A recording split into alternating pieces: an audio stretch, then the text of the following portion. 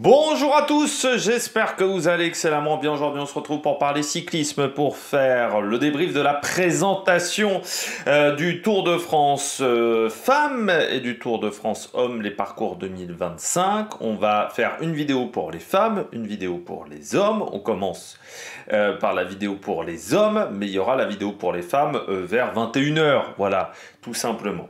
Du côté des garçons, on va revenir sur le parcours. Je vous donnerai en détail la plupart des étapes, même si c'est la magie du Tour de France par rapport au Giro ou par rapport à d'autres courses. Eh bien, nous n'avons pas tous les profils des parcours. On parlera également de mon avis sur ce parcours, du profil du coureur qui peut s'imposer, parce qu'il convient ou non sprinter, également ce qui me plaît, ce qui me plaît pas. Donc voilà l'avis sur le parcours. Puis on parlera un petit peu des chiffres de l'édition 2024 au niveau du parcours, donc du côté des garçons. N'hésitez pas à vous abonner à la chaîne, à réagir dans les commentaires, à mettre un pouce bleu, à partager la vidéo sur les réseaux sociaux, notamment auprès de vos proches. Si vous pensez que ça peut les intéresser, dans les commentaires, n'hésitez pas à me dire qui vous pensez peut être intéressé par ce parcours, du côté des coureurs, ce que vous avez pensé du parcours également 2025 de cette présentation. N'hésitez pas à en parler. Et puis, quand vous vous abonnez à la chaîne, vous pouvez rajouter la petite cloche, comme ça vous êtes au courant des dernières vidéos qui sortent sur la chaîne. Il y aura du Vendée Globe, il y aura aussi une vidéo sur les transferts. Alors, je vous préviens, à partir de demain, je ne suis pas chez moi pendant une semaine, donc les vidéos se feront avec le kit main libre, ce qui est toujours un petit peu moins bon en termes de qualité de son. Je prépare aussi les top 10, donc qui n'arriveront pas cette semaine, qui arriveront au mieux dans une dizaine de jours, pour les premiers top 10 de fin de saison. Mais il y aura des top 10 de fin de saison, il y aura le Vendée Globe, il y aura le biathlon, enfin voilà du contenu pour la fin d'année. Il y aura pas mal de choses sur la chaîne. N'hésitez pas à vous abonner à tout ça. On commence tout de suite cette vidéo, puis si vous avez les moyens, vous pouvez faire un super thanks et je remercie les gens qui le font. On commence tout de suite avec donc le parcours 2025. Alors une édition 2024 qui a été intéressante. Édition 2024 qui est arrivée du côté de Nice. On savait que le parcours 2025 allait retrouver une forme un petit peu plus classique. On savait aussi qu'il allait être 100% en France. De toute manière, j'ai envie de dire que les spoilers qu'on avait eus sur ces derniers jours, eh bien, se sont révélés justes. C'est un petit peu dommageable, mais ça on y reviendra un petit peu sur mon avis sur le parcours. Donc on savait qu'on allait avoir un parcours 100% français, ce qui est le cas. Un départ de Lille. On savait aussi le profil des 3 premières étapes qui avaient déjà été annoncées par les organisateurs. Et puis on savait qu'on allait revenir sur les Champs-Élysées, ce qui avait été la grande différence du Tour de France 2024. Que dire sur ce parcours des garçons sans aller trop dans les détails, on y reviendra un petit peu après. Quelques villes, étapes inédites sur ce Tour de France. On aura donc du côté des nouvelles villes, étapes de cette édition. De ce Tour de France 2025, eh bien on aura une arrivée à Bayeux, c'est une première. On arrive au Mont d'Or, à Bolène, à Mantes-la-Ville aussi, qui sera un lieu de départ. On aura également Loin, Plan, qui sera également une ville de départ, China et Neuza, également parmi les nouvelles villes, étapes inédites. 11 régions traversées et 34 départements, donc 11 régions métropolitaines. On n'ira pas en Corse, on n'ira pas non plus dans les dom-toms. 44 km de contre-la-montre, dont 11 d'un contre-la-montre en montée. C'est la 112e édition de ce Tour de France. Le sommet de ce Tour de France, ça sera le col de la Lauze, 2304 mètres. 5500 mètres, ça sera l'étape avec le dénivelé important, l'étape avec le dénivelé positif le plus important entre Vif et Courchevel. 51 550 mètres de dénivelé positif C'est le total de ce Tour de France qui est un petit peu moins que l'année dernière. Je crois qu'on était aux alentours de 52 000, 53 000 mètres de dénivelé positif l'année dernière, selon encore une fois les organisateurs, parce que des fois vous savez qu'il y a des petits ajustements. Ensuite, 21 étapes, il n'y a pas de prologue cette année. On traverse 3 massifs montagneux, les Pyrénées et les Alpes, ça c'est habituel. Également une étape dans le massif central, alors c'est qu'une étape dans le massif central et on a passé parfois des journées un peu plus importantes. Une première semaine qui sera un petit peu plus longue que d'habitude, on fera une journée de course en plus, parce que le 14 juillet étant un lundi, eh bien on courra le 14 juillet, donc la première journée de repos n'arrivera que le mardi 15 juillet, ce qui fait qu'on aura une deuxième semaine extrêmement courte, voilà, et une première semaine plus longue, avec 11 jours de course à enchaîner d'un bloc, c'est-à-dire qu'on aura une moitié de Tour de France qui se fera sans journée de repos. Et puis, que dire aussi, on passera dans le Doubs la veille de l'arrivée, avec une étape qui sera assez technique. Et puis l'étape la plus longue, ça sera l'étape numéro 2, mais qui fera seulement 212 km. L'année dernière, on était à plus de 230 km sur l'édition 2024.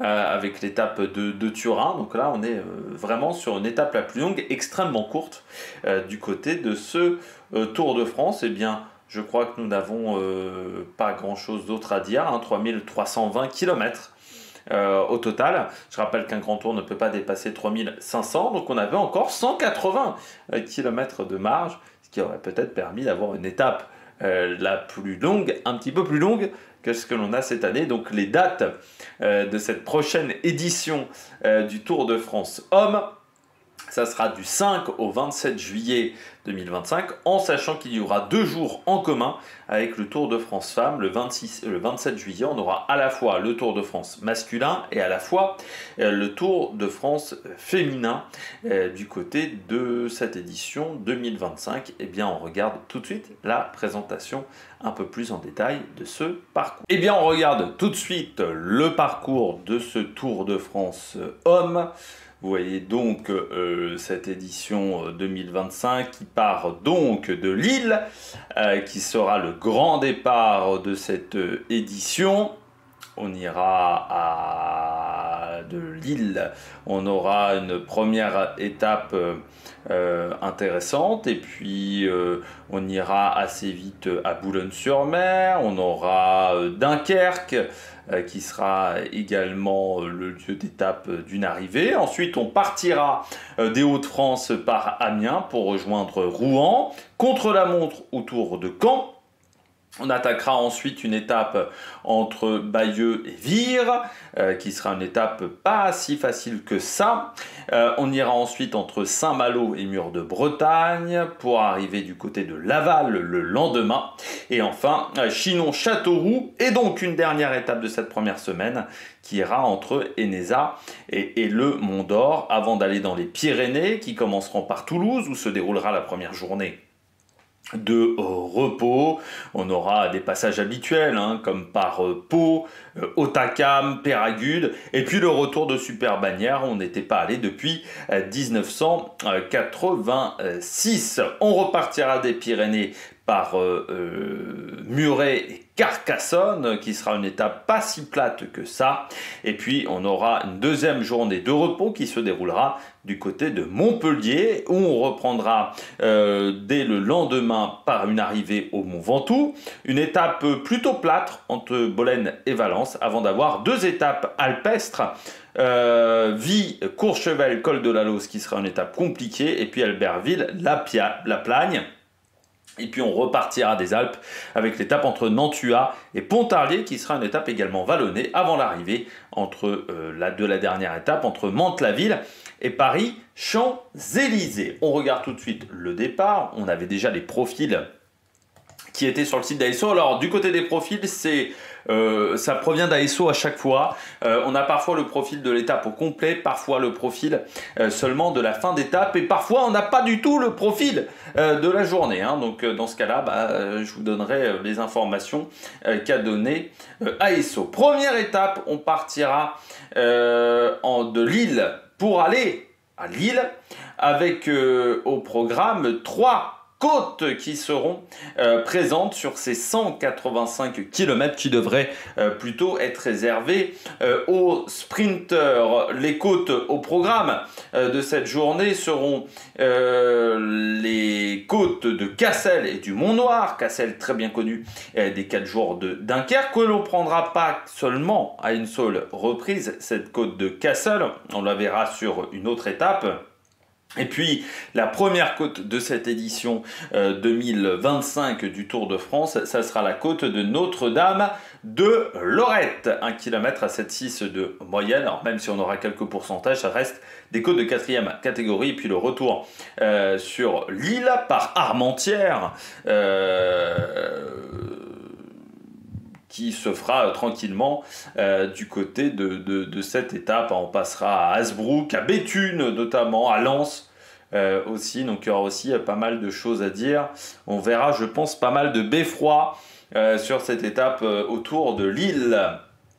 Deuxième journée de compétition, eh bien on part de Lovin-Planck pour aller à Boulogne-sur-Mer. 209 km au programme d'un final déjà assez accidenté du côté de cette journée. On passera notamment à Arras, Saint-Paul sur Ternoise où il y a un circuit automobile qui accueille du drift notamment. On passera une première côte qui est la côte de Cavron-Saint-Martin, et puis on ira vers Montreuil-sur-Mer qui a été touché par des inondations, et on reviendra dans le final avec pas mal de difficultés, notamment dans les 40 derniers kilomètres qui seront un petit peu vallonnés, vu qu'on ne sera pas très loin du bord de mer. Il faudra faire attention au vent dans cette région-là, qui peut être un petit peu important.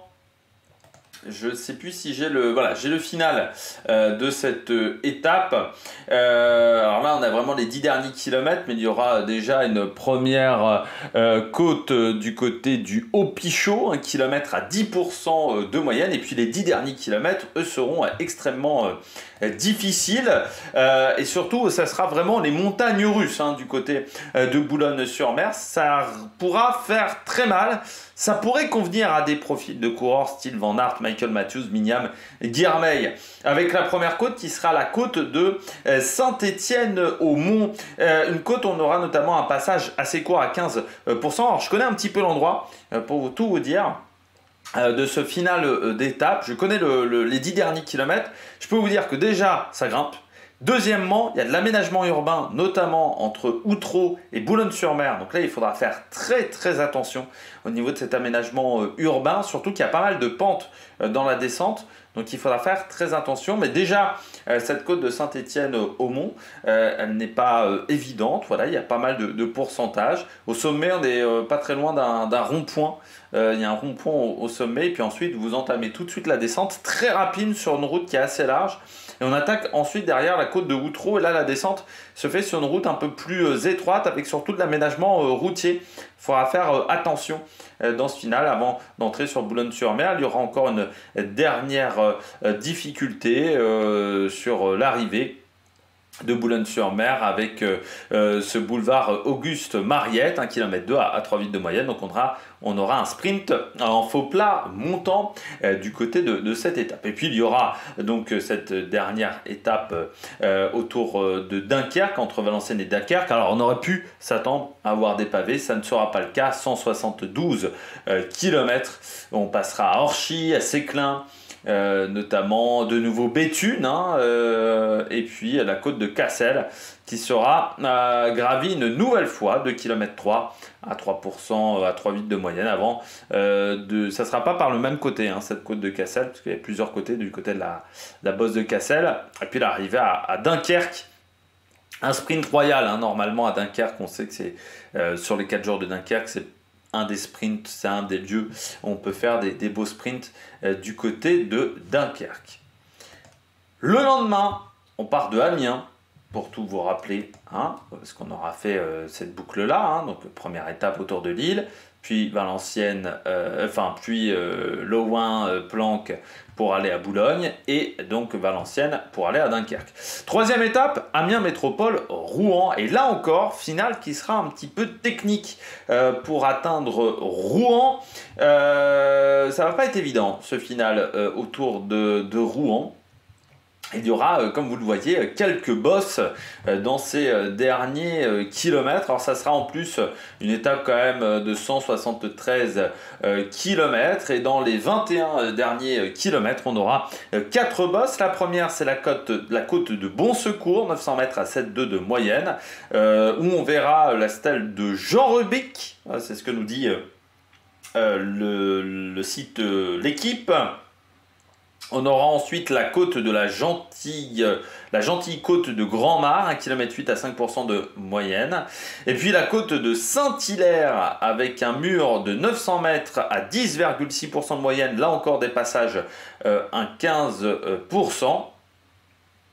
Et puis pour la ligne d'arrivée du côté de Rouen, il y aura encore 500 mètres de montée. Ça devrait là aussi plaire à certains coureurs. Voilà, ce final un petit peu difficile. Le lendemain, c'est le premier contre-la-montre de ce Tour de France. Ça sera l'étape numéro 5.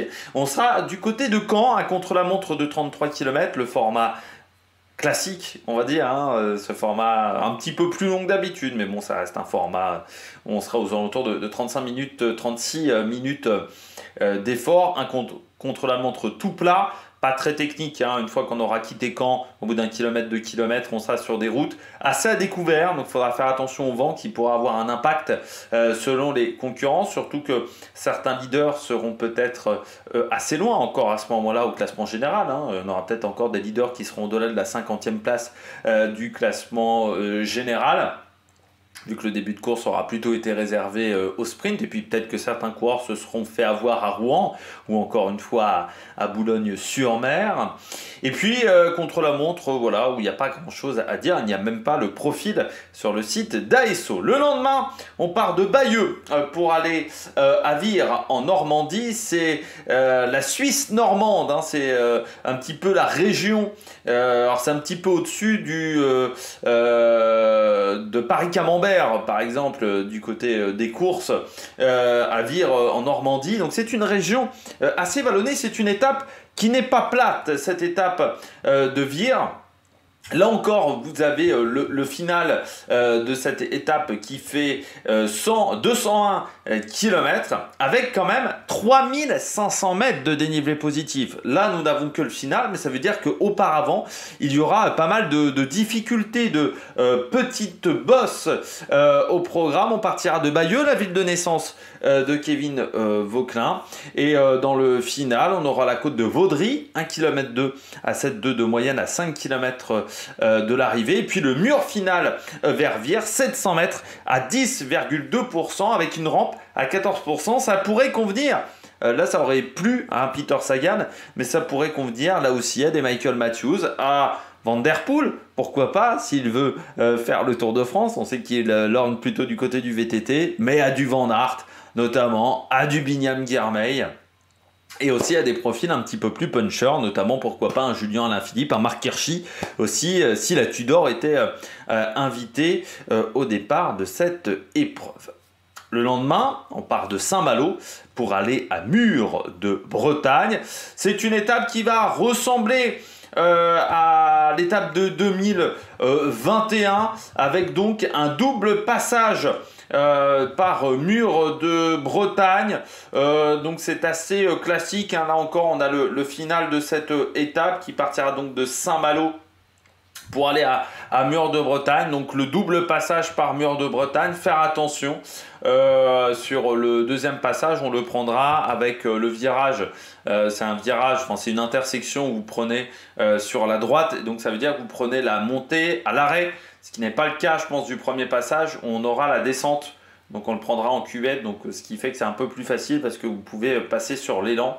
Mur de Bretagne, c'est surtout le passage central où vous avez des petits arbres à cet endroit-là. C'est là où c'est le plus compliqué parce qu'ensuite le sommet est un petit peu plus plat, mais il faut être en capacité de remettre du braquet, ce qui n'est pas toujours facile, mais c'est vraiment le même programme qu'en 2021 qui avait permis à un certain Mathieu Van Der Poel d'aller chercher un petit maillot jaune ce jour-là en dépassant, en sortant Julien Alaphilippe dans cette édition.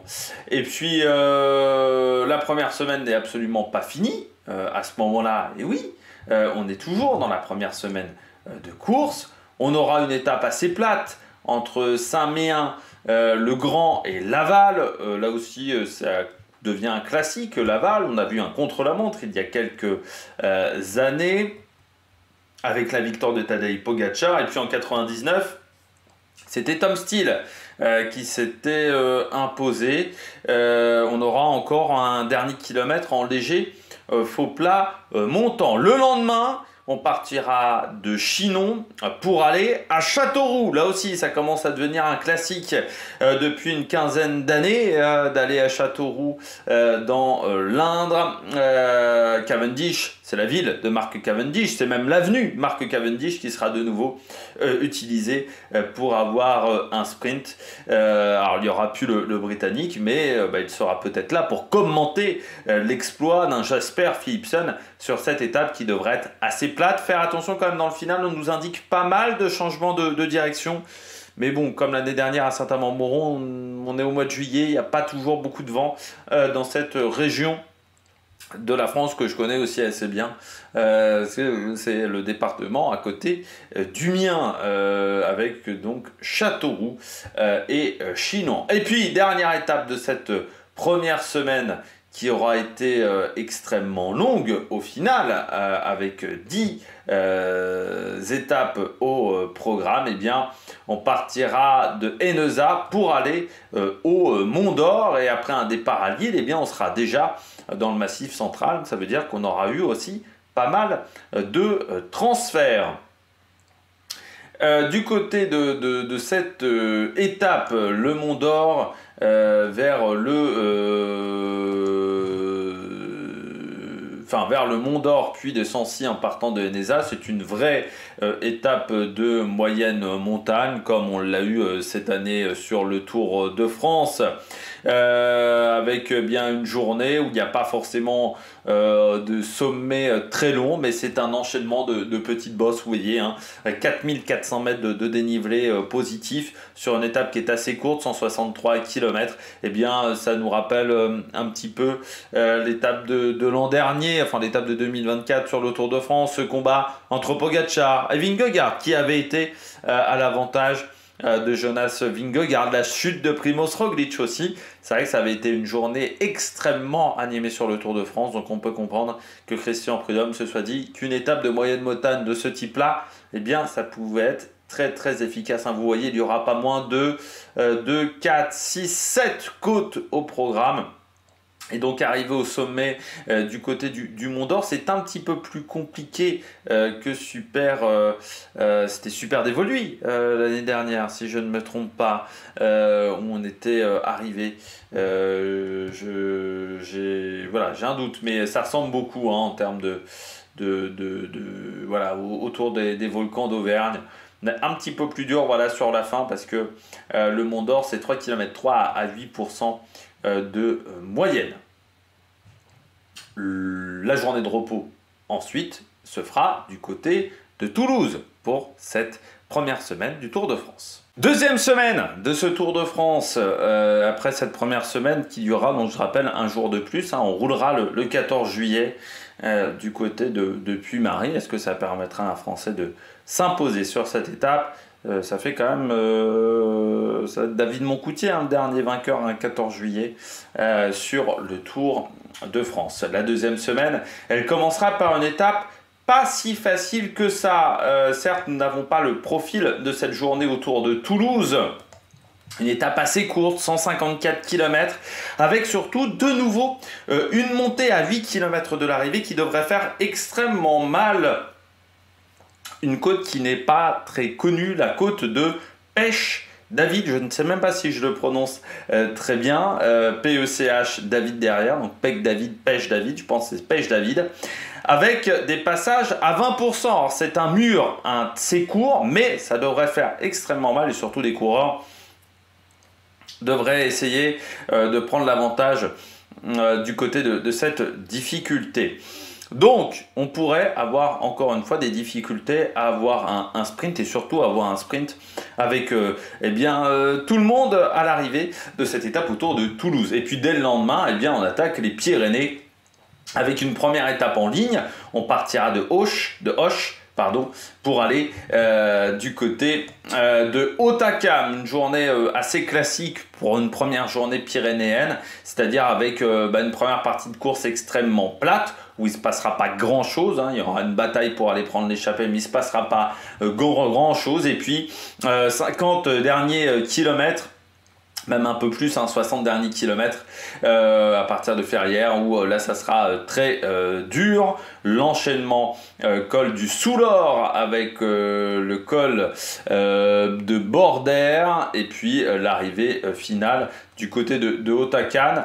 Le col du Soulor, vous l'avez ici un petit peu plus en détail, 11 km 9 à 7,3 de moyenne, notamment un pied compliqué, 9,7%, et puis un passage à 10,5% entre le km 7 et le km 8. Vous voyez souvent la différence entre les cols pyrénéens et les cols alpestres, c'est que les cols pyrénéens sont beaucoup plus irréguliers, plus courts, mais plus irréguliers également. Et ce col du Soulor, c'est assez irrégulier, comme vous pouvez le voir, avec parfois des passages à 9%, parfois des passages à 5-6%. Donc il faut réussir à trouver son rythme, ce qui n'est pas toujours évident.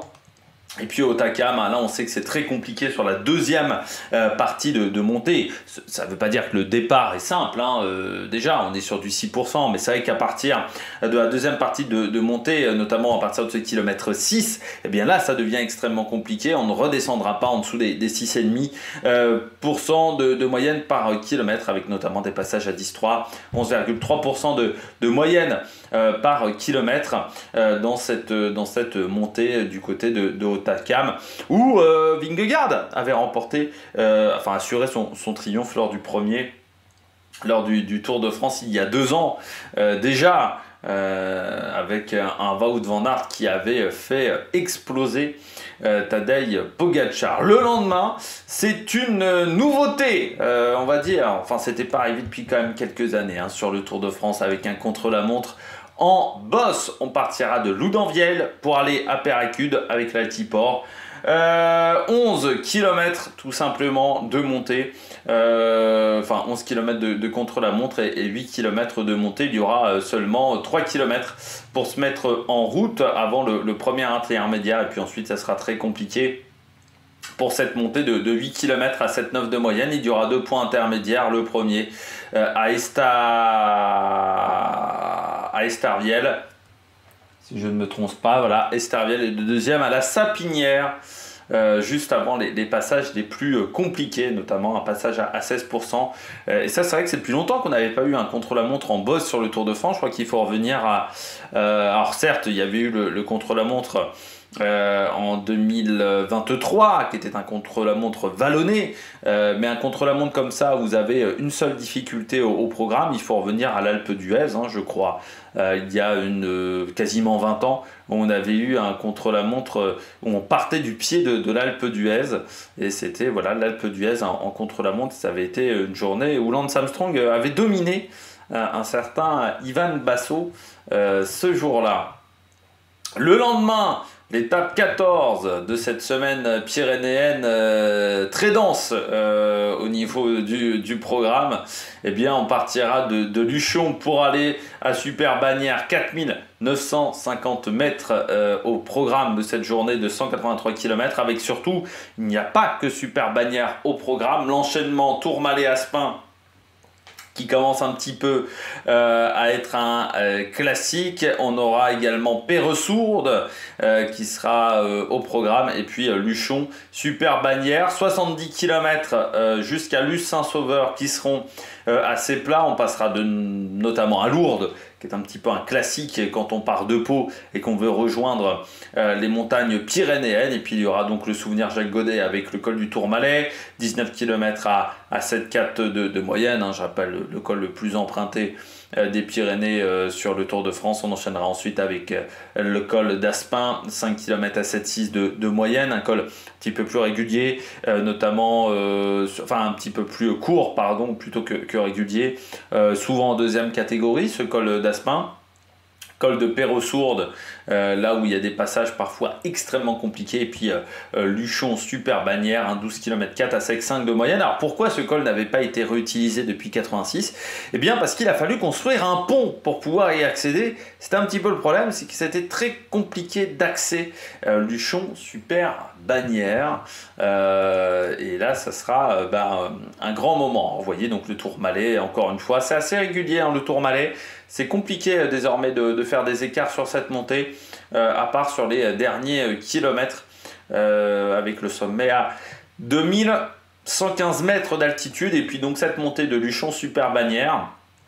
Un pied à 8,1%, ensuite c'est un petit peu plus calme, et puis c'est sur la deuxième partie de montée, là encore que les écarts pourront se faire, notamment avec un passage entre le km 7 et le km 8 à 10,2% de moyenne du côté de cette montée, donc qui n'avait pas été utilisée depuis, encore une fois, quelques années. Sur cette course. C'est vrai qu'on avait eu, j'ai oublié, sur les contre-la-montre en bosse, on avait eu également Sallanches-Megève avec la victoire de Chris Froome, où ça avait été également difficile, et c'était 2004, Bourdoisan-Alpe d'Huez. Pour ceux qui veulent avoir les dates, pour regarder comment ça s'était déroulé sur les contre-la-montre en bosse. Mais ce Luchon en super bannière, c'est compliqué. Voilà, du côté de cette étape, c'était donc Robert Millar qui s'était imposé la dernière fois, et les ponts routiers ont été donc consolidés dans cette station de Luchon, super bannière. Et puis le lendemain, eh bien, ça sera déjà la dernière étape de cette deuxième semaine de compétition. On partira de Carcassonne pour aller à Muret pour cette journée. Une étape qui ne sera pas si plate que ça. Elle pourrait convenir au baroudeur. 2400 mètres, hein, je crois, de dénivelé positif. Et puis, il faudra faire attention parce que le vent peut être très compliqué autour de Carcassonne. Donc, c'est vrai que d'habitude, à Carcassonne, on a plutôt des sprints. Mais ça sera pas si plat que ça, et puis avec l'enchaînement de ces Pyrénées qui aura été compliqué, l'étape de Toulouse, l'étape auparavant dans le massif central, ça peut avoir fatigué les organismes. On sera déjà à la fin de cette deuxième semaine de compétition. Dernière semaine de course de ce Tour de France, avec une journée de repos qui sera du côté de Montpellier, et une première étape qui sera on va dire un petit peu un classique, hein, du Tour de France, avec une montée sèche du côté du Mont Ventoux. Il n'y aura pas grand chose d'autre à se mettre sous la dent sur cette première étape qui partira de Montpellier, avec 2400 mètres, pas 2400 mètres de dénivelé positif, beaucoup moins, mais on n'aura pas de double ascension comme l'année de la victoire de Van Aert en échappée. Là c'est on va dire assez classique du côté du Mont Ventoux. Alors le Mont Ventoux, des fois ça peut être bien, des fois ça peut être chiant à mourir, le Mont Ventoux, si le vent de face est de la partie. Et puis, est-ce qu'on se mettra vraiment à fond sur cette étape du Mont Ventoux? Ça, c'est la grande question, alors qu'on sait qu'il y aura l'étape du col de la Lauze, l'étape d'Albertville également, qui seront deux étapes extrêmement compliquées, mais ça reste quand même une montée où il faut faire attention. Voilà, avec cette montée sèche du Mont Ventoux, c'est dur un petit peu partout, les paysages lunaires, notamment à partir de Chalais-Reynard, où on avait vu la victoire d'un certain Thomas de Rent, et puis la folie autour de Christopher Froome qui avait fini à pied. C'est vrai qu'avec le vent, c'est aussi une étape qui peut être rabotée, hein, de quelques kilomètres. cette étape du Mont Ventoux, mais on a décidé de ne pas refaire le double passage par le Mont Ventoux qui n'avait pas apporté grand chose, il faut bien le dire, il y a quelques années. Le lendemain, une étape plate entre Bolène et Valence, qui sera assez différente même de ce qu'on aura lors des championnats d'Europe. C'est le dernier rendez-vous avant les Champs-Élysées pour les sprinteurs. Voilà, ça sera un endroit intéressant. Il faudra quand même faire attention au vent. On est quand même dans la vallée du Rhône. Normalement, en été, c'est quand même plus calme que la région de Nîmes ou la région de Carcassonne.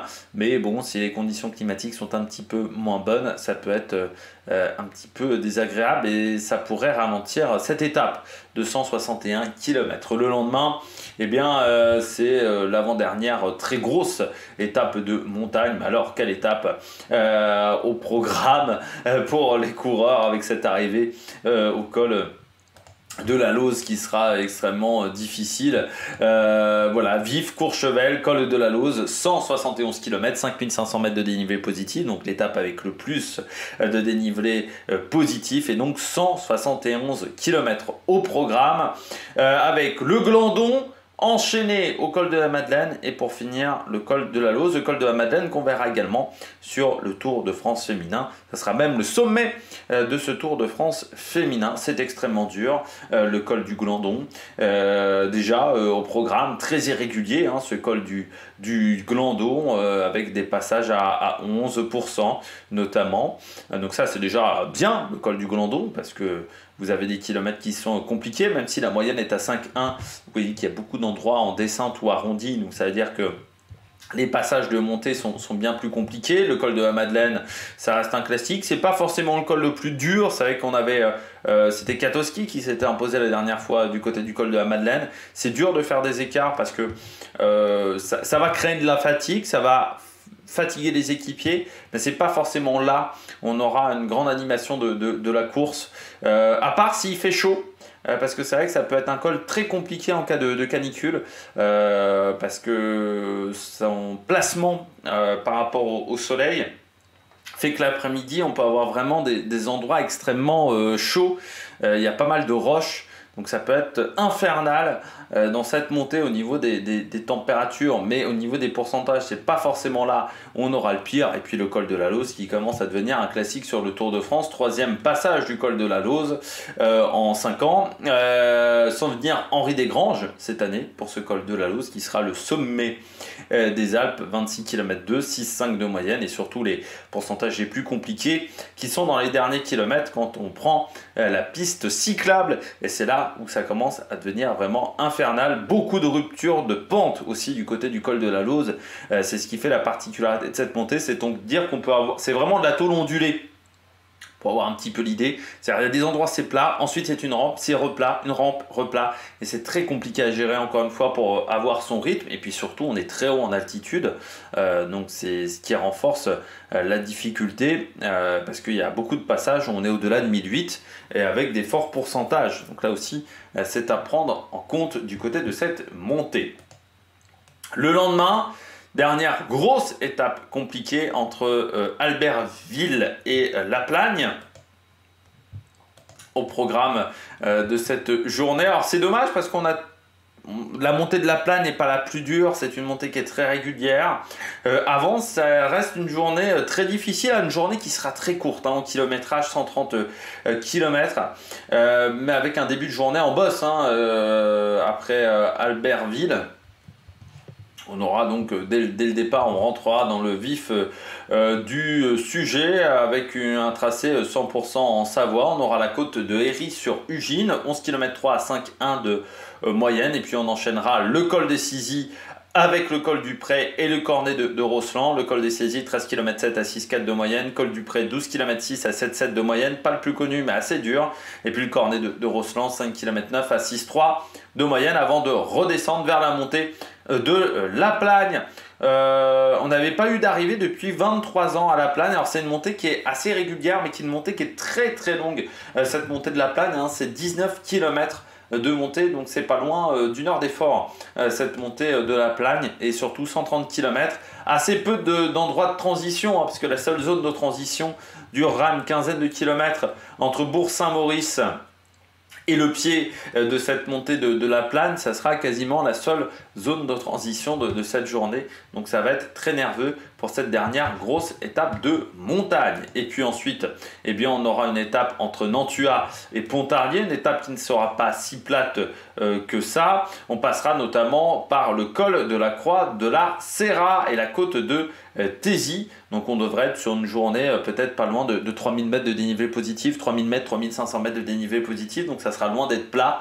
Et puis en plus on sera la veille de l'arrivée, donc avec pas mal de fatigue. Et puis on terminera avec le retour des Champs-Élysées en partant de Mantes-la-Ville. Pour une étape, on ne connaît pas le kilométrage de cette étape. Je suis en train de voir. Hein, oui, non, je ne sais pas le kilométrage de cette dernière journée entre Mantes-la-Ville et Paris-Champs-Élysées, mais on devrait être entre 105, 110 km, 115 km grand maximum du côté de cette journée. Avec pourquoi pas un sprint du côté de cette étape entre Mantes-la-Ville dans les Yvelines et les Champs-Élysées. Normalement un sprint, pourquoi pas une surprise si les sprinteurs seront extrêmement fatigués par le programme copieux de certaines étapes de ce Tour de France 2025. Allez, je donne tout de suite mon avis sur la course. Allez, après avoir fait la présentation de ce parcours, c'est l'heure de donner mon avis sur ce parcours du côté des garçons. Il me plaît pas des masses ce parcours. En fait, c'est la deuxième, troisième semaine. Je trouve ça va. Deuxième, troisième semaine, j'ai pas grand chose à redire.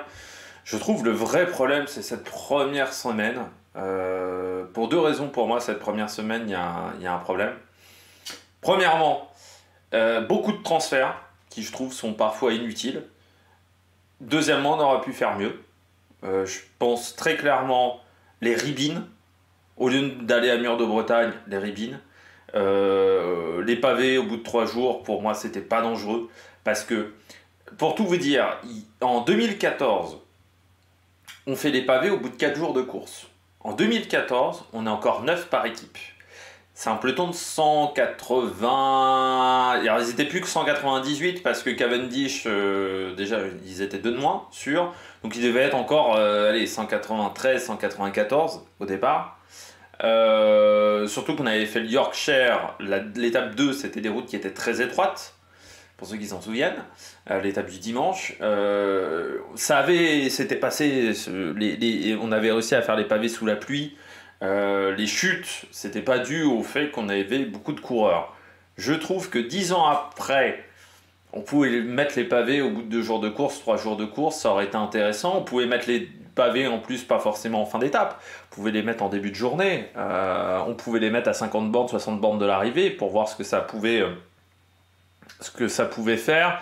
Mais je trouve que faire un départ dans le nord et ne pas mettre de pavés, je trouve ça assez extraordinaire. Parce que le cyclisme dans les Hauts-de-France, ce sont les pavés. Le fait de ne pas avoir de pavés un petit peu en masse quand même, je trouve que c'est un point négatif qui je trouve assez important. Parce que ça fait partie de la tradition du cyclisme dans le Nord. En plus, on part pas très loin de Roubaix sur 2 étapes. Le fait qu'il n'y ait pas de pavés, je trouve ça assez extraordinaire. On avait l'opportunité là assez grande d'avoir des pavés en début de course, de créer des dégâts en début de course. Je trouve ça dommageable. Je trouve ça dommageable également qu'on ne prenne pas les ribines, que ça soit pour les filles ou pour les garçons, parce que je rappelle, les filles partent de Bretagne, les garçons sont en Bretagne. Là, je ne comprends pas. Ça aurait pu faire une course fantastique. Et on les utilise toujours pas, quoi. Et bon, alors, on avait un peu le spoil aussi avec Bernard Hinault ce matin, mais c'est vrai que c'est quelque chose qui me gêne beaucoup, parce que je trouve sur cette première semaine, on pouvait faire mieux. Cette première semaine va paraître très ennuyante.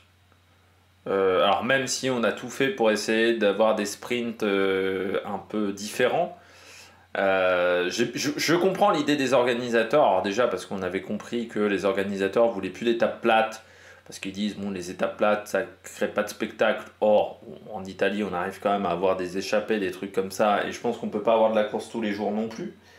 Il faut être raisonnable. Là on va essayer de créer de la course un peu tous les jours. Je pense qu'il y a des étapes où ça va marcher, des étapes où ça va pas marcher. On a 3 étapes qui sont quasiment foutues de la même manière. C'est-à-dire que l'étape numéro 2, l'étape de Boulogne, l'étape de Rouen et l'étape 6, l'étape qui arrive à Vire, c'est la même idée à chaque fois. L'étape de Toulouse aussi est sur la même idée, avec une côte qui est plus compliquée à Toulouse.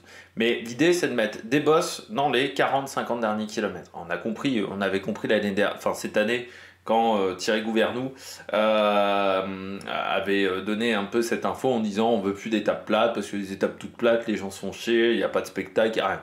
En même temps, au lieu d'avoir 15 sprints intermédiaires, on pourra peut-être déjà en avoir 3, ça crée peut-être un petit peu plus de spectacle. On pourrait créer du spectacle, on pourrait faire des choses pour créer du spectacle sur ces étapes plates et avoir un petit peu plus de choses à se mettre sous la dent. Le problème, c'est qu'on risque alors soit d'avoir 3 fois le même scénario, soit d'avoir une étape qui soit escamotée, malgré les difficultés sur le parcours. Donc je me dis, est-ce que ça va être intéressant? Le problème de cette première semaine, Mur de Bretagne. Je suis désolé, mais Mur de Bretagne, s'il n'y a que Mur de Bretagne, ça ne suffit pas pour créer du spectacle. T'auras beau faire 2 passages, il faut sinon en faire 5 ou 6 passages à Mur de Bretagne, mais en gros, c'est pas assez dur, Mur de Bretagne, c'est 2 bornes. Dans ces 2 km, il y a 600 mètres, 700 mètres qui sont... c'est du faux plat montant, quoi. Donc, là, on va avoir un deuxième passage à Mur de Bretagne. Si en plus, il n'y a pas Van Der Poel, ou s'il n'y a que Pogacar, Pogacar, il va un peu écraser la course ce jour-là, ou il y aura peut-être Van Aert, mais je me dis que c'est un petit peu dommageable, ça manque un peu d'inspiration. Je dirais que sur ce Tour de France, on en reparlera un petit peu après, mais c'est vrai qu'il y a un petit manque d'inspiration du côté de la manière de concevoir le parcours. Mais cette première semaine, je la trouve mal conçue, mal faite. On part de Lille, du Grand Nord, il n'y a pas de pavé, on se retrouve en Bretagne, il n'y a toujours pas de ribine. C'est frustrant. Et beaucoup de transferts. Contrairement aux années précédentes, on a augmenté le nombre de kilomètres de transferts sur ce Tour de France. Ça va avoir un impact, mais on avait reproché ces dernières années au Tour de France qu'il ne faisait pas vraiment le Tour de la France. Il y avait eu un Tour de France, notamment, les derniers Tours de France avaient plutôt tendance à se concentrer sur le sud de la France. Bon. Ce que j'avais reproché en disant il y avait une année où on n'allait pas dans la Bretagne, ni en Normandie, ni dans le Nord, ni dans l'Est, quasiment, ou très peu dans l'Est. Et j'avais dit, bon putain, c'est quand même dommageable en termes d'intérêt de parcours de ne pas aller dans beaucoup de régions différentes. Et on nous avait dit à l'époque, oui mais c'est normal, c'est pour l'écologie.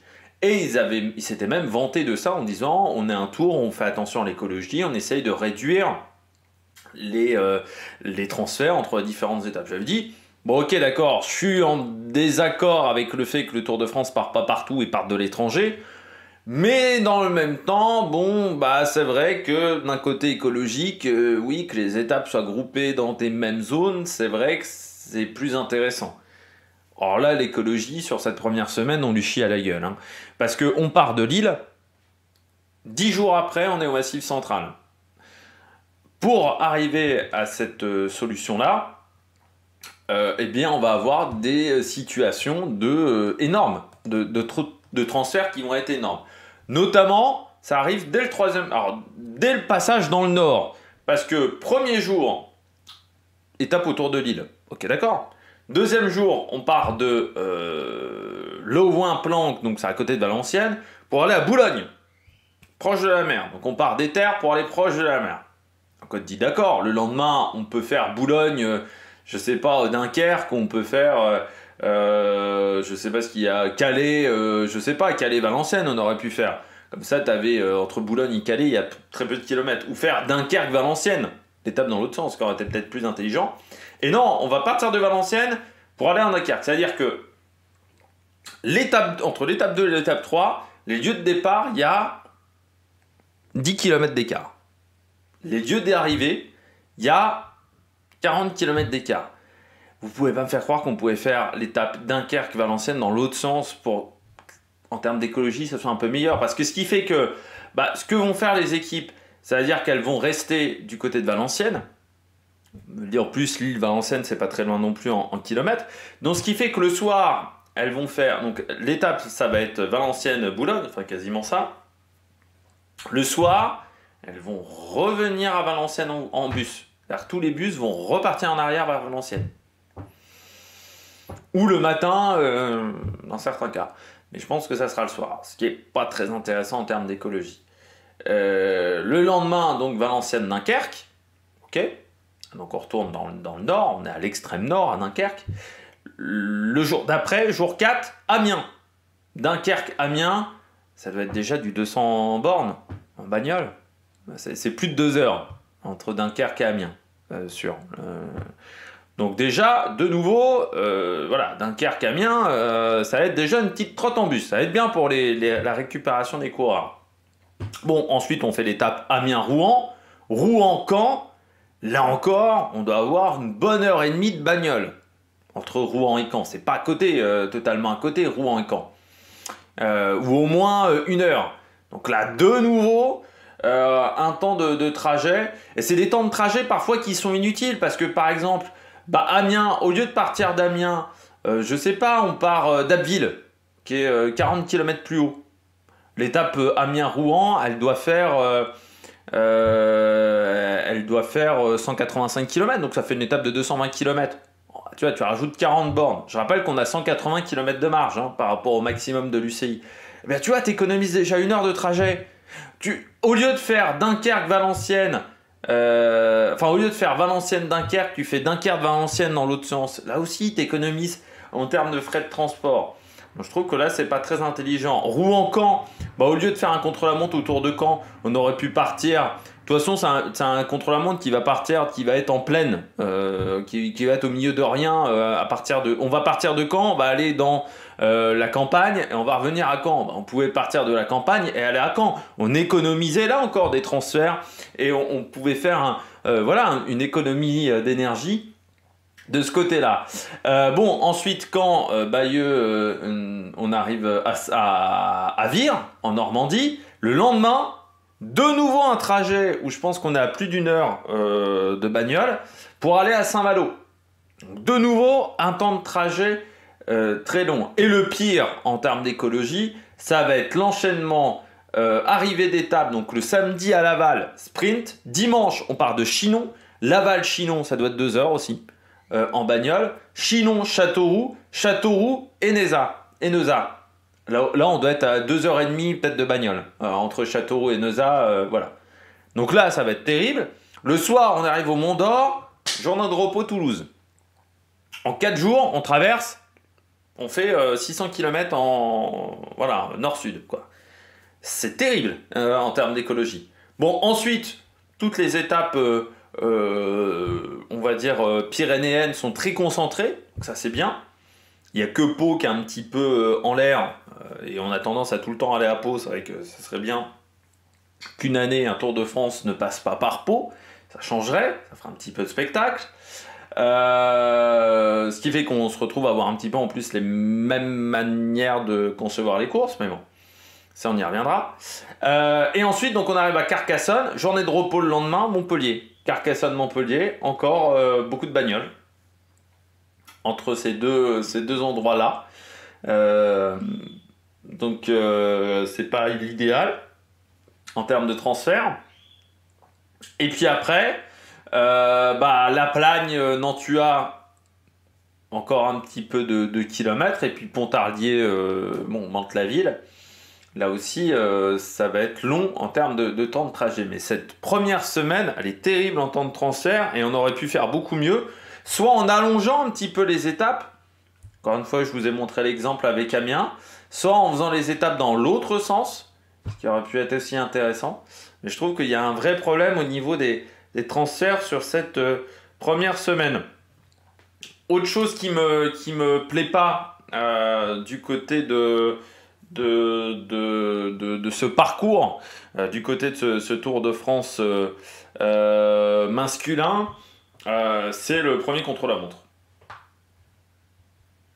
Je trouve que ce premier contre-la-montre aurait pu être différent en longueur déjà ou en manière de concevoir ce contre-la-montre par rapport ou la manière de placer ce premier contre-la-montre. Moi je me dis c'est quand même incroyable. On fait un départ en France, une grande ville française, pas de prologue.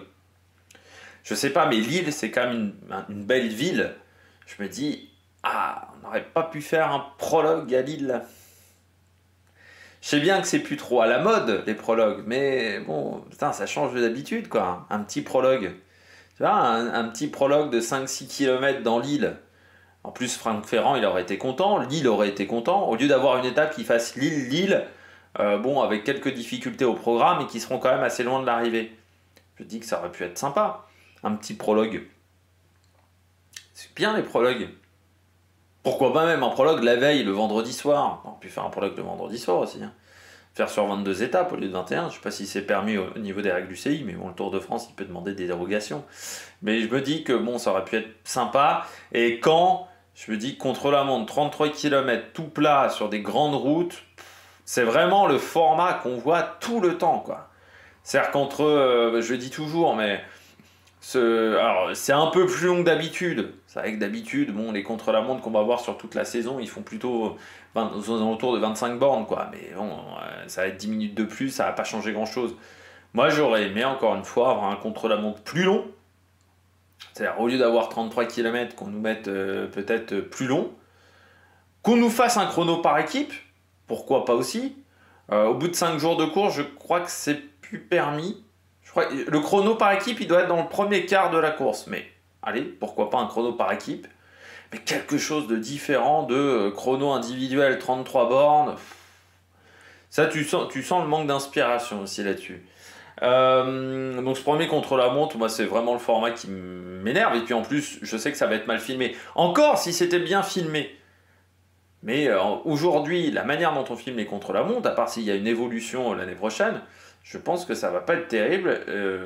Et en plus, on peut déjà dire que s'il y a Remco Evenepoel au départ, ça sera Remco Evenepoel, Pogacar, il y aura peut-être Ghana, s'il y a Ghana, Ghana ira s'intercaler entre les deux, mais on peut déjà faire le top 5, quoi.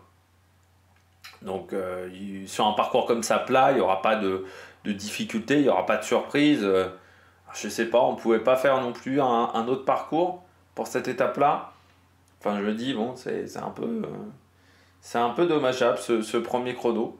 Autant le deuxième chrono, je le trouve intéressant, autant ce premier chrono, c'est un peu barbant, quoi, ce type de choses-là. Je trouve que c'est pas terrible. Bah, comme je disais, bon, pas de prologue, pas de contre-la-montre par équipe. Hein. Bon, c'est devenu presque une norme maintenant sur le Tour de France. C'est dommage parce que le prologue, je pense que c'est un exercice qui est très télévisuel. En plus, on peut le faire partir en soirée, ce qui peut être intéressant et mettre en avant la ville de Lille. Donc, je pense que ça aurait pu être pas mal. Le contre-la-montre par équipe, bah, c'est toujours un exercice qui fait peur. Si en plus tu le fais sur un parcours pas évident, avec des bosses, ça peut amener des grandes difficultés dans les équipes. Donc je trouve que et ça peut niveler un petit peu les écarts aussi. Donc ça aurait peut-être été plus intéressant qu'un contre-la-montre comme on aura du côté de Caen où les écarts peuvent être importants. Hein. Parce qu'on pourrait avoir des mecs qui prennent déjà 3 minutes, 3 minutes 30. Ce qui peut... En même temps, ça va être des écarts importants. Et en même temps, ça sera impossible pour ces mecs-là, à 3,30, on les laissera pas partir quand même. Tu sais, si par exemple, bon, un Guillaume Martin qui se prend 4 minutes, oui, mais s'il est à 4,20 au général, imaginons qu'il ait perdu un petit peu de temps à Boulogne-sur-Mer aussi, 4,20 au général, on ne le laissera pas partir le lendemain, enfin, on ne le laissera pas gagner à Vire. Pour moi, autant faire des chronos plus longs, ça demande une vraie gestion de l'effort et je préfère. Je trouve ça plus intéressant. Pour tout vous dire, et puis les chronos sont mal filmés parce que pour tout vous dire, j'ai regardé il y a 2 jours, enfin il y a 2-3 jours, j'ai regardé, j'ai trouvé l'archive sur internet commenté par Rodrigo Berkens du contre-la-montre de Saint-Étienne en 97, avec la victoire de Jan Ullrich qui met 3 minutes à tout le monde ce jour-là. Le contre-la-montre est mieux filmé, on a plus les infos qu'aujourd'hui. Je me suis dit, putain, c'est mieux filmé, il y a les meilleures infos. Alors quand certains me disent aussi les vélos n'ont pas évolué, regardez ce contre-la-montre là parce que vous verrez il y a des belles évolutions par rapport à aujourd'hui au niveau des vélos. Quand vous voyez notamment le Pinarello de la T-Mobile où vous dites ça c'était le haut de gamme de l'époque, d'accord, ça a bien évolué en 25 ans les vélos, mais parce que quand certains aiment bien comparer les temps de Pantania aujourd'hui en ne prenant pas en compte que les vélos ont évolué, regardez ce contre-la-montre là, vous verrez que les vélos ont évolué. Et je ne savais pas que Rodrigo Berkens il disait en 85 je ne regardais pas de cyclisme. Comme quoi, on peut devenir aussi expert dans un domaine sans forcément avoir pratiqué ce sport-là et sans forcément avoir regardé ce sport-là toute sa vie si on prend le temps de s'informer sur l'histoire de ce sport et d'en bouffer un petit peu tous les jours. C'est ça qui te permet de devenir, je pense, quelqu'un un petit peu expert d'une discipline. Autre chose qui me déplaît dans ce Tour de France... alors là, c'est plus l'avant-Tour de France, enfin l'avant-présentation du parcours, c'est beaucoup de spoil. C'est-à-dire qu'en gros, quand tu regardes ce parcours-là, quasiment les 3 quarts ont été annoncés il y a déjà plus d'une semaine. En fait, il m'a manqué une surprise, quoi. Un truc qui n'avait pas été annoncé et qui est... Mur de Bretagne, ça avait été annoncé. Le départ de Lille, il était annoncé depuis 5-6 mois. Et les 3 premières étapes étaient annoncées aussi. Le Mont d'Or, on avait eu l'info il y a quelques jours. Super Bannière, ça a été annoncé ce matin, donc ça casse un peu le suspense. Le chrono également a été annoncé il y a quelques jours. Le col de la Loue, ça avait été aussi annoncé. Albertville-La Plagne, ça a été aussi annoncé en rumeur. Mais je trouve qu'en fait, à part l'étape Nantua-Pontarlier, qui pour moi n'avait pas été annoncée, même l'étape de Châteauroux, ça avait presque été annoncé dans la presse locale. Donc je trouve ça un peu dommageable qu'ils n'aient pas réussi à garder la primeur des infos pour cette présentation. Ce qui fait qu'au final, j'ai suivi un peu la présentation, mais du coin de l'œil, parce que je savais presque déjà il y a 2 jours quel parcours on aurait. Je trouve ça un petit peu dommageable. Alors il y a quelques surprises, c'est Vire, l'étape en Normandie. On savait qu'il y aurait le Tour de France en Normandie, mais on ne savait pas trop ce parcours-là. Le contre-la-montre à Caen, on savait qu'il y aurait le contre-la-montre à Caen. Amiens, Rouen, on savait qu'il y aurait cette étape-là aussi. Donc je trouve que ça m'a manqué un peu de surprise. Et c'est dommage qu'il y ait eu autant de spoil. Et je trouve que ASO devrait essayer de tout faire pour éviter que ces informations-là sortent dans la presse. Parce que ça nuit aussi à la présentation du parcours.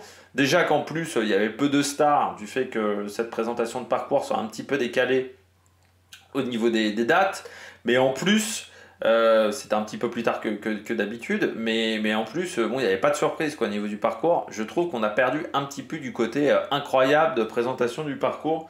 Ça serait bien que ASO se creuse la tête dans les années à venir. Autre chose qui je trouve est pas top, les étapes sont courtes. L'étape la plus longue fait 212 km, ce qui est vraiment pas énorme. On n'a que 2 étapes qui font plus de 200 bornes. Le reste, c'est en dessous. Je trouve ça dommageable parce que le cyclisme est un sport d'endurance. Alors je sais qu'il y a les règles des 3500 km, mais je me disais qu'avec 2 contre-la-montre, encore une fois, on a 180 km de marge par rapport à la limite.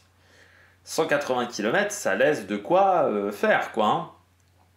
C'est-à-dire Chinon-Châteauroux, ça peut être 220 bornes. Amiens-Rouen, ça peut être 220 km aussi. La longueur, ça crée de la difficulté. L'étape Amiens-Rouen, tu mets ça sur 240 bornes, c'est pas la même étape. Ça devient beaucoup plus dur. C'est dommage de ne pas se servir d'un des attraits du cyclisme, c'est la longueur. Pourquoi les championnats du monde? Pourquoi Liège? Pourquoi ces épreuves-là se décantent aussi loin de l'arrivée maintenant? C'est aussi parce que c'est des épreuves qui font 250 bornes. Et je me dis que Amiens-Rouen, ça pourrait être une étape qui soit beaucoup plus spectaculaire si elle était plus longue. Au lieu d'avoir un contre-la-montre à Caen, tu dégages le contre-la-montre à Caen, il ne sert à rien. Tu mets un prologue à Lille, voilà, et ensuite tu mets la première étape autour de Lille, tu passes 2 jours à Lille, c'est sympa. Et ce qui fait qu'Amiens, Rouen, eh ben, tu peux agrandir, ouais, tu peux faire 240 bornes, 250 km. Là, ça devient plus la même étape. Ça devient beaucoup plus intéressant, beaucoup plus dur, je trouve. Donc ça, c'est dommageable. Donc voilà, les étapes sont trop courtes. Je trouve qu'au niveau des étapes de montagne aussi, on aurait peut-être pu faire plus long. C'est vrai qu'Albertville-la-Plagne, 130 km, bon, c'est un peu court, quoi. Est-ce qu'on n'aurait pas pu faire 150, 160 en allant un petit peu plus loin, en mettant encore plus de difficultés pour essayer d'avoir encore plus d'écart, plus de difficultés pour les coureurs. Ça, je trouve ça dommageable. C'est pas un Tour de France non plus vraiment pour les baroudeurs. Quand on regarde bien, il y a peu d'étapes pour baroudeurs. Soit c'est des étapes de montagne, mais les étapes de montagne, la manière dont ça se court aujourd'hui, c'est les mecs qui ont perdu du temps en début de course vont essayer de chercher les étapes, ce que fait par exemple Carapace cette année sur le Tour de France, mais les baroudeurs classiques, c'est-à-dire les baroudeurs à la Calmejane, à la, je sais pas moi, la Reward Base, par exemple, des mecs comme ça, des Nils Polite, des étapes qui leur conviennent sur ce Tour de France-là. Il y a l'étape de Carcassonne qui peut convenir. L'étape de Carcassonne, l'étape peut-être de Vire en Normandie, si tu as perdu du temps après le chrono, peut-être.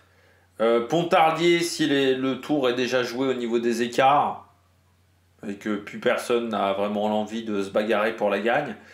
Mais j'ai peur que soit ça soit sprint, soit ça soit vainqueur d'un leader en montagne, ou quelquefois, pourquoi pas, un mec qui a perdu du temps. Mais c'est vrai que pour les vrais baroudeurs classiques du peloton, c'est pas un tour qui va être vraiment fait pour eux. Parce que les étapes, soit ça va être des sprinters punchers, donc ça risque de rouler fort sur l'étape de Boulogne, sur l'étape de Rouen, sur l'étape de Normandie. Mur de Bretagne, il y a des coureurs qui voudront se tester, donc ça risque de rouler fort. Il y a des coureurs qui voudront peut-être reprendre du temps après le contre-la-montre. Bon, dans les Pyrénées, il n'y a pas vraiment d'opportunité. C'est beaucoup d'arrivées au sommet. Il y a peu d'arrivées en descente aussi, hein, cette année sur le Tour de France. Bon, encore une fois, il y a l'étape de Carcassonne, 2400 mètres de dénivelé positif. Ça va pas être facile. Les étapes alpesses, ça va pas être... l'étape de Valence, j'aurais aimé avoir le profil pour être sûr que ça soit une étape vraiment pour sprinter. L'étape de Pontarlier, j'aurais aimé aussi avoir le profil pour voir s'il n'y a pas quand même une côte difficile dans ce parcours-là. Mais je me dis, ouais, c'est un petit peu dommageable pour les baroudeurs. Je trouve que le vrai défaut de ce parcours, c'est un manque d'inspiration. Je trouve que les organisateurs n'ont pas été hyper inspirés. Bon, déjà parce que la prise de risque, c'est assez niveau zéro quand même. À part peut-être l'étape en Normandie, mais sinon, la prise de risque est quand même... l'étape de Boulogne, je dirais que sinon la prise de risque est assez limitée. Parce que c'est vrai que Boulogne, on aurait pu aller plus direct et aller directement à un sprint sur une étape toute plate. Bon, on essaye de se compliquer un petit peu la tête. Donc ça c'est bien, j'aime bien quand les organisateurs se cassent un petit peu la tête. Mais je trouve que là, ça manque cruellement d'inspiration. On va en Bretagne, Mur de Bretagne. Ok, super, on y va tout le temps à Mur de Bretagne. Ça commence à être un... En plus, Mur de Bretagne, bon, il y a eu Villarmoz, mais en gros, il se passe jamais grand-chose à Mur de Bretagne, quoi. C'est pas J'ai l'impression que maintenant, dès qu'on va en Bretagne, on va à Mur de Bretagne. Super. Donc je trouve que ça manque cruellement d'inspiration. Bon, le contre-la-montre, encore une fois, on aurait pu proposer autre chose et avoir un contre-la-montre en ligne aussi. Je trouve que c'est un peu la solution de facilité. Dans les Pyrénées, l'enchaînement Tourmalet-Aspin, putain, ça fait au moins la 4e fois qu'on l'a sous Christian Prudhomme. Bon, là aussi, hein, c'est extraordinaire. Le col de la Lose, et qu'on commence à bouffer un petit peu. Moi j'aime bien le col de la Lose, mais il faut pas trop l'utiliser. On a fait l'erreur avec l'Alpe d'Huez, on a fait l'erreur de faire ça avec le Mont Ventoux, on a fait l'erreur, je pense, avec la planche des belles filles aussi, de trop souvent l'utiliser. Et au bout d'un moment, ça dénature un petit peu la montée, mais le Tourmalet, l'enchaînement Tourmalet-Aspin, on pouvait pas faire un petit peu autre chose. En gros, les deux nouveautés de cette année, pour moi en termes de parcours, c'est super bannière, le chrono à Hautacam. Pas à Otakam, j'ai oublié le chrono de 13 km. C'est les deux trucs que je trouve où il y a une prise de risque, où il y a eu de l'inspiration avec l'étape en Normandie et l'étape de Péragude. Voilà. J'ai oublié, l'étape du chrono c'était Péragude. Mais c'est les deux, je dirais, bonnes inspirations du parcours. Le départ Boulogne-sur-Mer, enfin l'étape de Boulogne, l'étape de Normandie, et je trouve ce chrono et bon, le retour à Super Bagnères, on n'était pas allé depuis très longtemps. Bon, Mont Ventoux, moi je veux bien Mont Ventoux, mais on sait très bien qu'en partant de Montpellier ou en partant de Perpignan, le problème du Mont Ventoux, c'est qu'il est un peu seul, quoi. C'est très dur d'avoir. Moi, je trouve que le Mont Ventoux seul, c'est pas assez dur. Surtout qu'encore une fois, tu as le problème du vent avec le Mont Ventoux. Moi, je me dis, est-ce que le Mont Ventoux, il faudrait pas le coller plutôt en cours de journée, en cours d'étape, et se dire, bon, on en fait une difficulté en cours d'étape pour fatiguer les équipiers, mais c'est pas la difficulté majeure de la journée. Ou soit mettre d'autres difficultés au programme. Ça aurait pu être intéressant, plus intéressant. Donc, je trouve ça, c'est un petit peu dommageable de ce côté-là. Bon, le col de la Zolos qu'on commence à utiliser pas mal. Les départs à Albertville. Pas le premier départ à Albertville, alors c'est sympa, mais bon, ça fait un peu toujours la même chose. Donc ça, je trouve que c'est dommage. Ça manque un petit peu d'inspiration. La fameuse étape dans le Massif central. Bon, on sait que ça marche bien, les étapes dans le Massif central, mais bon, ça aurait été peut-être plus intéressant d'en avoir 2-3 comme ça, tiens, d'affilée, pour avoir un petit peu de spectacle. Enfin, arriver de sprint à Châteauroux, arriver à Laval, ça manque d'inspiration, je trouve, dans les villes d'arrivée. Ça manque de choix où vraiment on se dit ah bah tiens, ça c'est de l'inédit, c'est du jamais vu, ou ça n'a pas été fait depuis longtemps, ou c'est intéressant, ça change de d'habitude. C'est un tour qui est très classique, quoi. Et encore une fois, bon, y a eu un manque d'inspiration parce que des fois, bon, encore une fois, Aspin, Tourmalet commence à aller à un peu en bouffer. Le contre-la-montre de 33 bornes, le contre-la-montre autour de 30 km tout plat sur des grosses routes, on en bouffe également pas mal.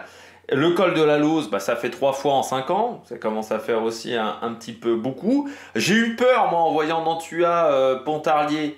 Je me suis dit, tu sais, quand j'ai vu qu'ils partaient de Nantua, je me suis dit, allez, Super Plongée Belle-Fille. Non, là au moins, ils ont eu une petite idée de ne pas aller à Super Plongée Belle-Fille. Mais Pontarlier, c'est aussi un coin qu'on a déjà pas mal utilisé. Notamment sur des étapes de sprint. On était allé là il y a en 2022 déjà, hein, dans ce coin-là. Donc c'est vrai que c'est un petit peu dommageable aussi. Ça manque d'inspiration. Par exemple, je me dis, la Corse, on utilise... là, c'est dommage. Vu les transferts qu'on a fait cette année, Carcassonne, la Corse, c'est pas pire que ce qu'on a en fin de première semaine entre Laval, Chinon, Châteauroux et Neuza. Je me dis, bon, Carcassonne, faire la journée de repos en Corse, ça aurait pu être bien, de faire 2 étapes en Corse, puis ensuite faire une étape qui partait, je sais pas moi, de Nice pour aller au Mont Ventoux. Ça aurait pu être pas mal. Ça aurait pu amener de la difficulté, ça aurait changé un petit peu d'habitude. Au lieu d'arriver à Châteauroux, je sais pas moi, il y a d'autres villes qui peuvent être sympas dans le centre de la France, au lieu d'aller à chaque fois à Châteauroux. Putain, ça fait là aussi, ça fait je crois 4 fois en 15 ans qu'on va à Châteauroux. Putain, 4 ou 5 fois en 15 ans qu'on arrive à Châteauroux, ça fait beaucoup. Surtout que cette année on n'y est pas passé très loin, hein, parce que Issoudun, Châteauroux, il y a 30 bornes d'écart, un truc comme ça. Ça manque cruellement d'inspiration, je trouve, dans la conception du parcours et d'idées neuves. Voilà, ça manque d'idées neuves. Il faudra peut-être que Christian Prudhomme passe la main aussi, hein, parce que ça fait depuis 20 ans qu'il fait les parcours de Tour de France, et il est peut-être arrivé au bout. Donc voilà, c'est ce que je reprocherais le plus à ce Tour de France, c'est le manque d'inspiration. Pour moi, c'est vraiment le truc qui m'énerve le plus au niveau de ce parcours. Alors, après le négatif, un peu de positif quand même du côté de ce parcours. Il y a quand même des bonnes choses. Moi, je trouve la première bonne idée, c'est le chrono en montagne. C'est un truc qu'on a fait assez peu souvent sur le Tour de France. On l'a un peu plus fait sur le Tour d'Italie, d'avoir des chronos comme ça au pied d'une bosse. Moi, je trouve ça bien. Je trouve qu'il y a souvent des mecs qui se plantent au niveau de gestion d'effort. Parce que t'as beau être un bon grimpeur, donc savoir travailler au seuil, bah, c'est pas toujours évident de se débrouiller seul, sans avoir véritablement de point de repère. Parce que quand tu es dans un peloton avec une quinzaine de coureurs, tu peux essayer de te mettre dans l'allure d'un autre. Là, il faut que tu sois dans ta propre allure toi-même. C'est un exercice qui est... Enfin voilà, monter un col comme ça de 13 km, c'est un peu un exercice qu'on ferait sur Zwift ou pour faire un King of the Mountain sur Strava, mais c'est pas habituel pour les coureurs en course. Donc ça, je trouve c'est pas mal. Même si j'aurais préféré qu'il n'y ait pas les capteurs de puissance et tout ça sur ce contre-la-montre là, parce que ça aurait été encore plus spectaculaire. C'est vrai qu'avec les capteurs de puissance, on va perdre un petit peu de marge d'erreur, parce que c'est sûr que bah, les mecs ils connaissent quand même leur seuil. Mais je me dis qu'il y a quand même des coureurs qui vont se faire avoir et il va y avoir des erreurs sur ce contre-la-montre là. Donc je me dis, bon, ça c'est pas mal. Ça c'est une bonne idée, ce chrono je trouve. Et puis l'emplacement dans la course de ce chrono. C'est-à-dire que ce deuxième chrono, il arrive très tôt. On est encore dans les Pyrénées. Il y a le temps de se refaire. Il ne va pas bloquer la course. Le problème, notamment du Giro l'année dernière, c'est de mettre un chrono en bosse la veille de l'arrivée. Tu sais très bien que ça va bloquer ta troisième semaine. Là, bah, ça ne bloque pas trop ta course, quoi, en termes de manière de faire. Parce qu'il arrive en milieu de deuxième semaine. Tu as encore une étape dans les Pyrénées pour essayer de réduire l'écart. Tu as encore 2 étapes dans les Alpes. Le Mont Ventoux, bon, oui, c'est les Alpes techniquement, mais bon, c'est la bordure des Alpes. Mais tu as encore de quoi te refaire, essayer de rattraper ton retard. Par exemple, tu as un jour de moins bien sur ce contre-la-montre là, la course n'est pas encore finie pour toi. Et en même temps, ça va quand même faire des écarts. Des écarts qui peuvent peut-être nous animer la course. Imaginons Remco Evenepoel colle ce jour-là 1 minute 30, je ne sais pas, un Pogacar qui serait dans un mauvais jour. Ou un Vingegaard qui colle 1 minute 30 à un Pogacar qui est dans un mauvais jour, mais un Pogacar qui avait 3 minutes d'avance, parce qu'il avait fait des bonnes choses sur les premières étapes, à Mur de Bretagne, peut-être en Normandie, ou qu'il avait réussi à lâcher facilement Vingegaard. Eh bien, ça peut complètement relancer la course. Je trouve qu'il est très très bien situé ce contre-la-montre et je trouve que ça, c'est une bonne idée. En plus, c'est une montée de 8 km 700. C'est long, mais en même temps, c'est pas l'Alpe d'Huez, c'est pas de montée de 20 bornes. Donc, ça va rester quand même assez dynamique comme montée. Donc, je trouve que c'est une bonne idée. En plus, il y a des forts pourcentages aussi. Hein. Donc, je trouve que ce chrono en montagne, c'est une bonne idée. Les étapes Amiens, Bayeux, Boulogne, enfin Bayeux c'est Vire plutôt, c'est l'arrivée, Boulogne, Toulouse également. Je trouve que ce sont des bonnes idées. C'est une bonne idée pour tenter de changer un petit peu d'habitude une étape de sprinter, de se dire comment je peux faire pour gêner les équipes de sprinters, comment je peux faire pour les désorganiser. Bah pour les désorganiser, c'est sûr que rajouter une bosse, ça aide. Le problème, c'est que là encore, je parlais de manque d'inspiration, c'est de le faire 4 fois. Oui, ça marche 1 fois, 2 fois, ça va pas marcher 4 fois. Il y a peut-être 1 fois, oui, un sprinter surprenant va gagner, mais pas 4. Parce qu'au bout d'un moment, les équipes vont réussir à s'organiser. C'est un peu prendre les équipes pour des cons quand même, je trouve. Enfin, bon, ça va marcher 1 fois, ça marchera pas 4.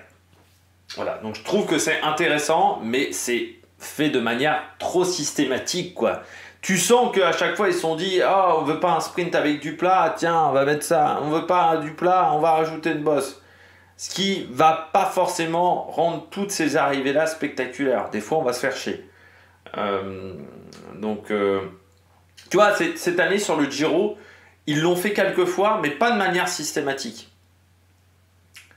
Il y a eu l'étape où on avait un final Milan-San Remo. Ça, c'était une bonne idée. Ils l'ont fait une 2e fois, mais ils ne l'ont pas fait 4 ou 5 fois. Ils l'ont fait 2 fois, pour moi. D'avoir des petites bosses dans les 5-6 derniers kilomètres, qui étaient même des bosses un peu plus roulantes que ça.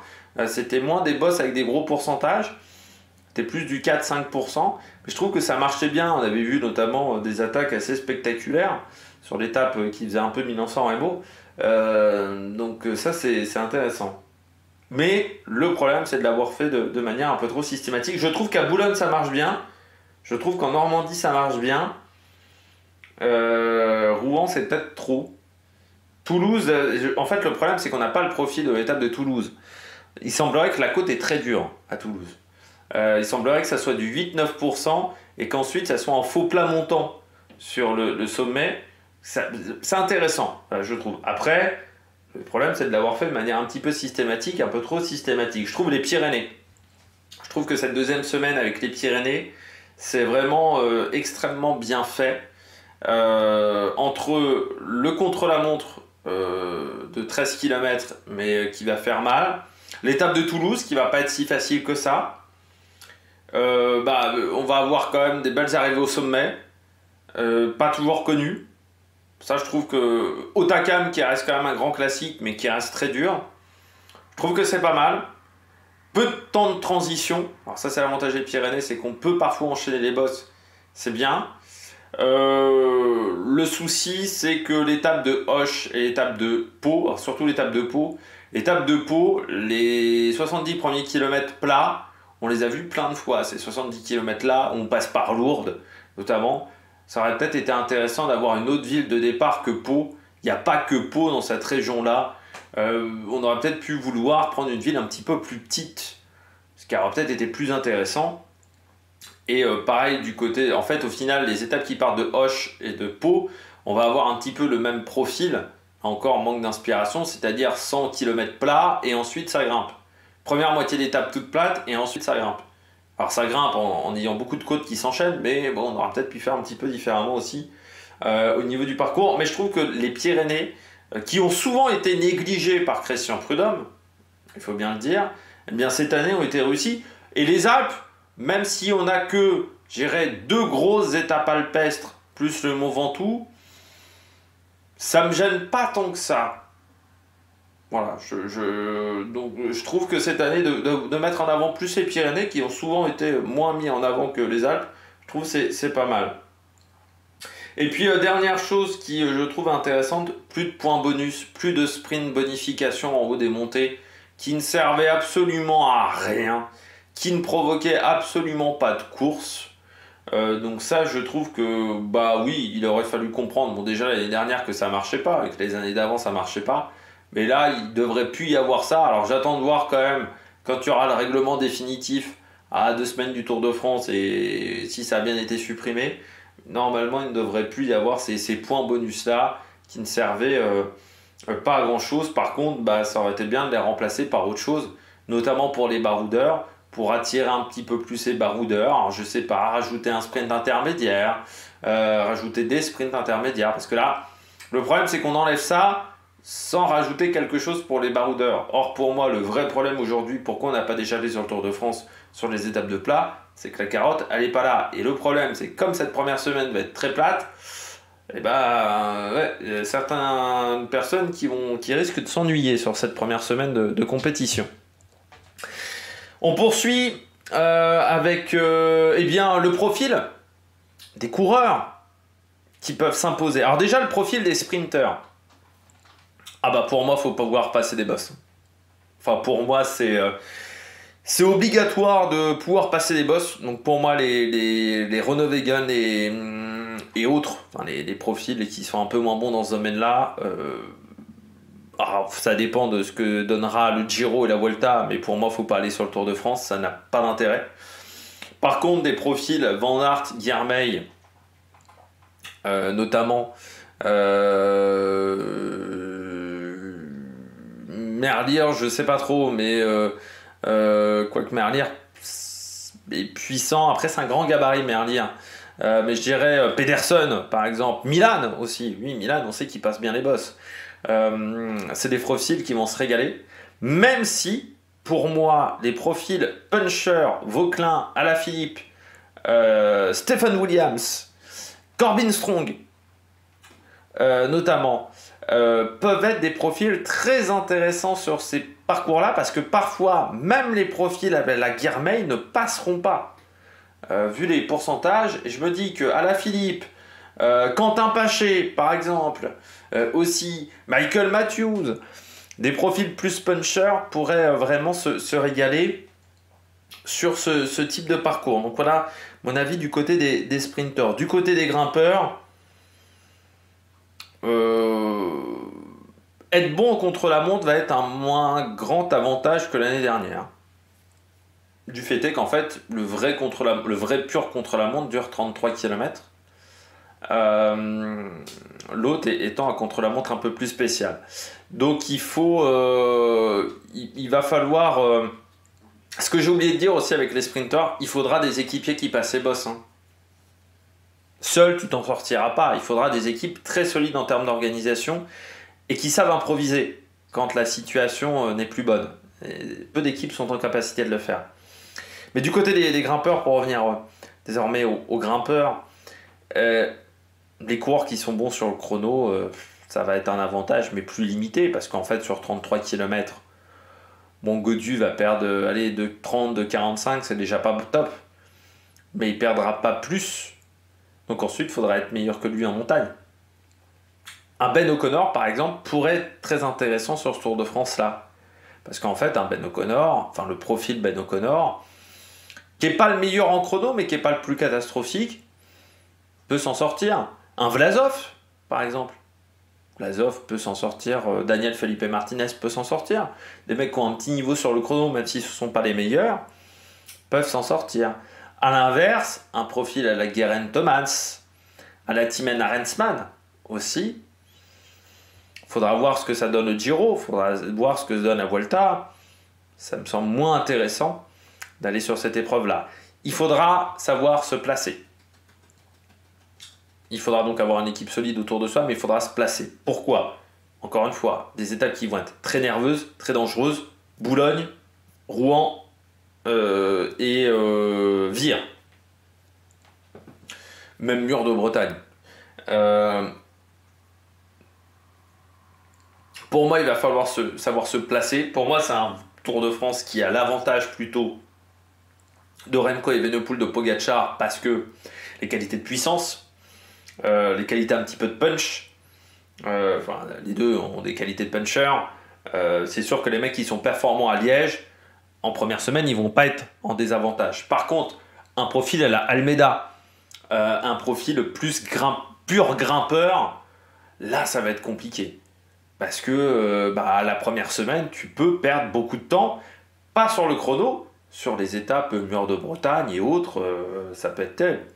Il va falloir être endurant. Endurant parce que physiquement déjà, l'enchaînement, bien entendu, ça reste un grand tour. Donc l'enchaînement des étapes ne va pas être évident. L'enchaînement des transferts, donc les phases de récupération vont être perturbées par ces phases de transfert. Et mentalement, parce que ces phases de transfert, c'est des phases où tu es quand même toujours un peu en mode course. T'es pas vraiment à l'hôtel quand tu es dans le bus. Tu es toujours dans l'univers de l'équipe. T'es pas en complète détente comme tu peux l'être à l'hôtel.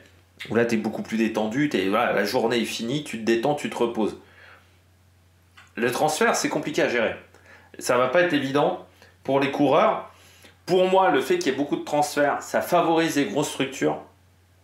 Visma, UAE, Ineos, Red Bull, contrairement à des équipes plus petites, parce que ces équipes-là ont les moyens financiers de Lidl aussi peut-être maintenant, mais ces équipes-là ont les moyens financiers d'avoir des véhicules qui attendent leur leader, qui attendent donc seulement leur leader avec un bus qui part et le leader de l'équipe qui est le seul à rester dans une voiture personnelle. Des possibilités d'avoir des hélicoptères, d'avoir ce genre de moyens de transport là plus rapides que ne peuvent pas avoir d'autres structures avec des moyens plus faibles. Je pense notamment déjà à la Quick Step qui n'a peut-être pas les moyens, par exemple pour un Remco Evenepoel, imaginons un Remco Evenepoel et maillot jaune. Alors certes, il y a une voiture qui peut l'attendre, mais il n'y a pas un hélicoptère qui va l'attendre. Je vois mal Patrick Lefebvre conduire un petit écureuil, un hélicoptère, bam bam, et aller d'un endroit à l'autre. Donc je trouve que ça favorise les grosses structures, les zones de transport. Voilà. Donc il faudra être bien entouré et les grosses structures, je pense, seront favorisées et avoir des qualités de puncher. Grosse structure favorisée aussi parce que, bah, encore une fois, cette première semaine qui va être nerveuse, bah, pour éviter les chutes et pour éviter les problèmes, il faudra être à l'avant de la course. Pour être à l'avant de la course, il faut avoir des équipiers solides. Encore une fois, les équipes qui ont des équipiers solides, c'est les plus grosses structures en termes de budget. Bon, bah, je crois qu'on a fait le tour. N'hésitez pas à vous abonner à la chaîne, à réagir dans les commentaires, à mettre un pouce bleu. Un peu plus tard dans la soirée, le débrief du Tour de France femmes. D'ici là, n'hésitez pas à vous abonner à la chaîne. Allez, ciao ciao sur la meilleure production.